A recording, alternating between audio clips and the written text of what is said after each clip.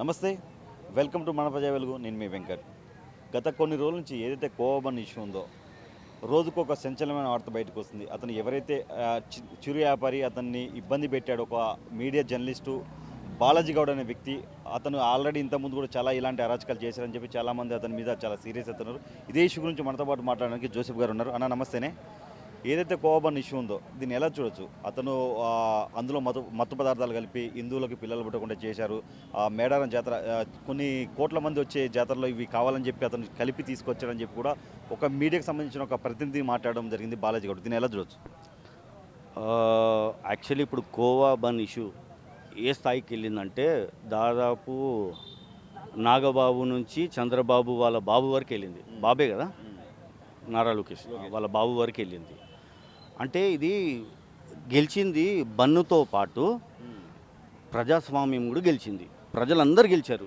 దీన్ని గెలిపించే మెయిన్ కారకులు మీ మీడియా మిత్రులే ఫస్ట్. ఎందుకంటే ఇది బయట రాకపోతే ఈ అంశం ఏమైపోతుందంటే బన్ను, ఈ మస్కా బన్ను ఏదైతే 10 రూపాయలది ఉందో ఇది ఇలాగే రేపు ఇంకొకటి, రేపు ఈ మిక్చరు, ఇంకో మక్క బుట్టది కానివ్వండి, లేదా ఐస్ క్రీమ్లు కానివ్వండి, ప్రతి దాని మీద వీళ్ళు పోయి ఇన్వెస్టిగేషన్ చేసేవాళ్ళు ఆఫీసర్ లాగా. అంటే ఇక్కడ నుంచి ఇది ఆపేస్తారు వాళ్ళు. ఇంకొకటి ఏంటంటే ఒకటి చెప్తాను, ప్రశ్నించడంలో తప్పే లేదు. ప్రశ్నించడంలో ఎవరికైనా అధికారం ఉంది, ప్రశ్నించవచ్చు. కానీ విధానం ఉంది, దానికి ప్రశ్నించే విధానం ఉంది. డైరెక్ట్గా నువ్వు వెళ్ళి నువ్వు అలా అమ్ముతున్నావు, ఇలాంటిది అమ్ముతున్నావు, ఫస్ట్ నువ్వు నిరూపించిన తర్వాత ఒకవేళ నువ్వు అలిగేషన్ కాదు, వాని మీద ఎలాంటి శిక్ష వేసినా వాడు శిక్ష పొందడానికి అర్హుడు వాడు. అంతేగాని డైరెక్ట్ పోయి మైక్ నోట్లో పెట్టి నువ్వు కల్తీ బన్ను అమ్ముతున్నావు లేదా ఇందులో విషం ఉంది నిరూపించరా బాబు. నిరూపించింది నువ్వు చేయడం తప్పు. అది నిజంగా చెప్తున్నా కదా. అక్కడ నువ్వు హఠావుడిగా ఒక మీడియా పర్సన్ తీసుకుని వెళ్ళి ఆయన్ని ప్రశ్నించడము, ఆ బన్ను ఆయనతో తినిపించడం కాక ఈరోజు అదే బన్ను నాగబాబు కూడా తిన్నాడు, చంద్రబాబు నాయుడు కొడుకు కూడా తిన్నాడు. అంటే ఏంది, నువ్వు చేసే విధానం ఏదైతే ఉందో, నువ్వు ఆ మీడియా వాళ్ళు ఏదైతే ఉందో కొంచెం వాళ్ళు వైఖరి మార్చుకుంటే ఈరోజు ఇంత రాఘాతం కాకపోయేది.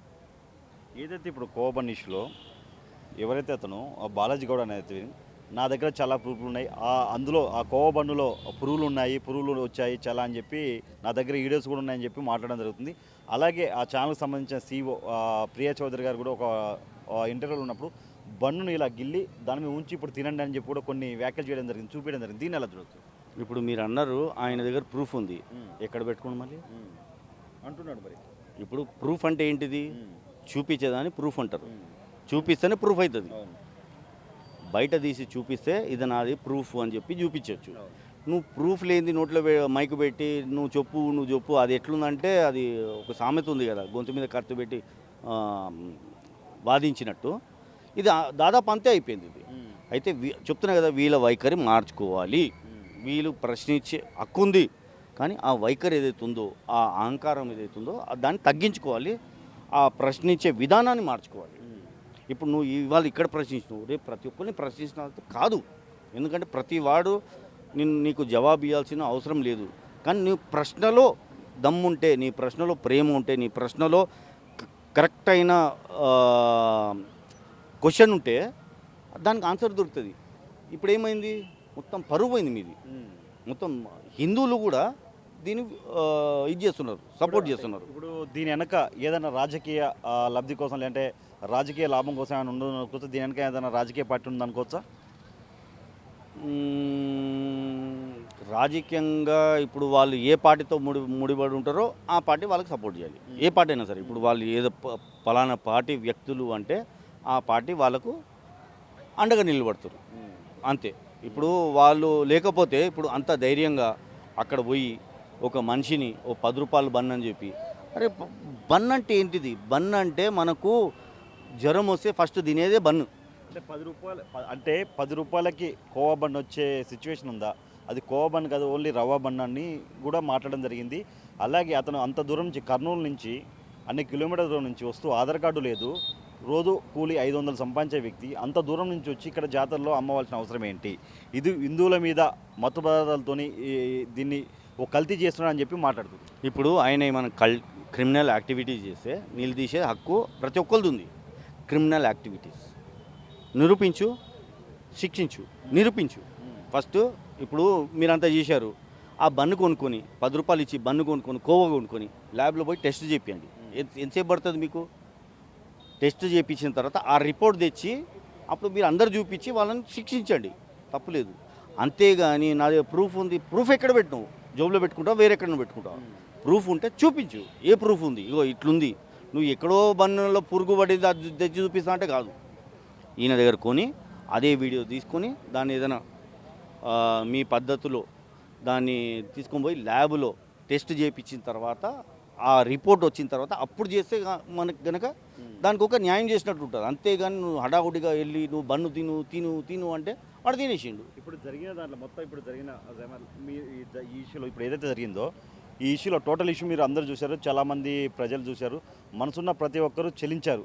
అతను ఎలా అయితే బలవంతంగా తినిపించారో అతను బాధపడుతూ తినడం చాలామంది చూసి చాలామంది చెల్లించి అతనికి సపోర్ట్ చేస్తున్నాడు. ఈరోజు అతను ఒక హీరోగా చేశారు, చాలామంది సపోర్ట్ చేస్తున్నారు, చాలామంది హెల్ప్ చేస్తున్నారు. మరే ఇప్పుడు ఈ బాలాజీ గౌడ్ పరిస్థితి ఏంటి? మనకెందుకు ఆయన పరిస్థితి? ఇప్పుడు ఆయన చేసిండు, ఆయన అనుభవిస్తాడు. ఇప్పుడు ఆయన ఒకవేళ ఆ మనిషిని ఒక మర్యాదపూర్వకంగా ఇంటర్వ్యూ చేసి ఉంటే ఈయన ఎదిగేవాడు. ఈయన నిందలు పెట్టిండు. ఇప్పుడు ఈయన దాని పరిణామం చూస్తున్నాడు. ఇప్పుడు బయట వస్తుండో లేదో కూడా తెలియదు. ఇప్పుడు ఆయన వీడియోలు కూడా పెద్దగా రాకపోవచ్చు. ఎందుకంటే ఇది కోల్పోయాడు, ఆ నమ్మకం అనేది కోల్పోయాడు. దీనికి మెయిన్ కారణం ఏంటంటే ప్రతి మీడియా వాళ్ళు ప్రతి ఒక్కరికి హ్యాట్స్ ఆఫ్. మీ వల్లనే ఈ ఇష్యూ అనేది బన్ ఇష్యూ ఎక్కడో జరిగింది, అది మీరందరూ కవర్ చేసి మీరందరూ దాన్ని బయటపెట్టి ఈరోజు ఆ బన్నుకి న్యాయం జరిగింది, ఆ మేడారం జాతరకు న్యాయం జరిగింది, ఆ వలి అనే మనిషికి న్యాయం జరిగింది.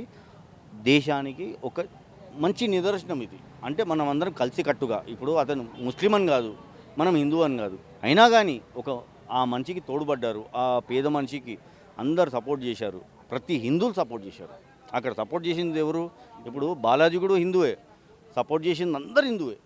అలాగే మనం అందరం కలిసికట్టుగా ఇలాంటిది ఏ ఇష్యూ అయినా సరే అందరం బయటికి వచ్చి గలం విప్పాలి. అందరు బయటకు వచ్చి ప్రతి ఒక్కటి, ఇది ఒక్కటే కాదు, కేవలం బన్నే ప్రశ్నిస్తాను కాదు, ప్రతి ఒక్కటి.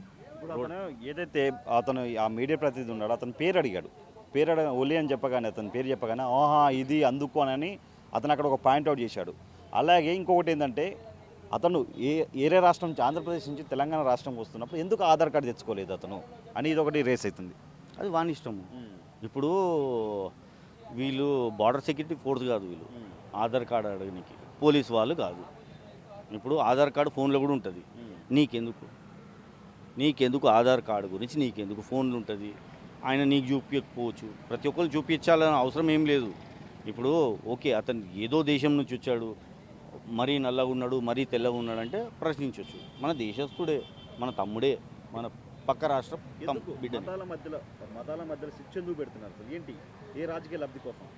అదే చెప్తున్నా కదండి, వీళ్ళకు ఏదో బయటలు సరిగా దొరకలేదో ఏమో, ఇక్కడ వీళ్ళది హైప్ వస్తలేదో ఏమో, హైప్ పెంచుకుందామని చెప్పి ఒక స్టంట్ వేశారు, అది మిస్ఫైర్ అయింది. ఇది స్టంట్ మిస్ఫైర్ అయింది.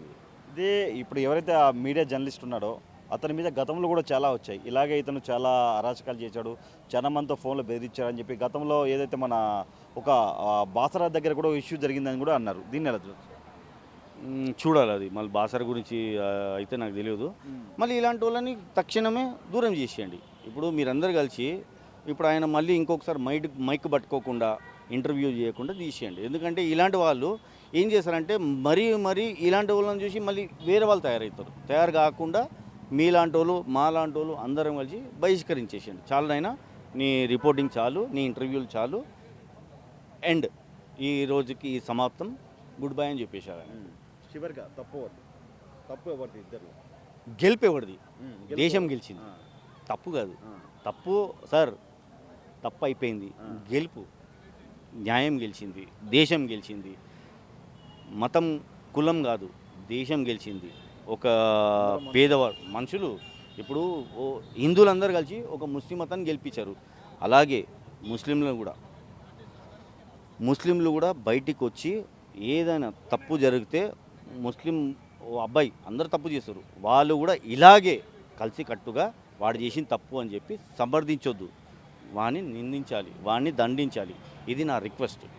ఇప్పుడు ఎలాగైతే హిందువులందరూ కలిసి ముస్లిం సపోర్ట్ చేశారో అలాగే తప్పు చేసిన ముస్లింని, ఇప్పుడు ఒకడు ఎవడో బాత్రూమ్ చేశాడు, ఎందుకు మౌనంగా ఉన్నారు? అది కూడా తప్పే కదా. ఇలాగే మీరందరూ దాన్ని ఎట్లా బయటికి పెట్టారో అలాగే ముస్లింలందరూ వాడిని దండించాలి, వాడిని శిక్షించాలి. ఎందుకంటే అల్లా ఊరుకోడు, అల్లా వాడిని క్షమించడు, వాడిని క్షమించాడు, మనల్ని కూడా క్షమించాడు. మౌనంగా ఉంటే మనల్ని కూడా క్షమించాడు. ఎందుకంటే అది ఒక ఆలయం, అది చాలా దుర్మార్గం అది.